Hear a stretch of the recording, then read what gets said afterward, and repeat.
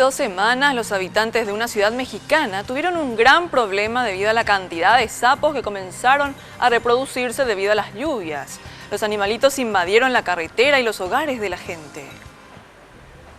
Hace 2 semanas, los habitantes de la comunidad en Cieneguitas tuvieron un gran problema debido a la cantidad de sapos que por las lluvias comenzaron a reproducirse. Estos animalitos invadieron la carretera y los hogares de quienes ahí viven. Hoy, biólogos de la entidad aseguran que se trata de unos carismáticos sapos de espuela. Venimos y efectivamente pues encontramos una población abundante, según nos dijeron las personas, no son ranas, son sapos.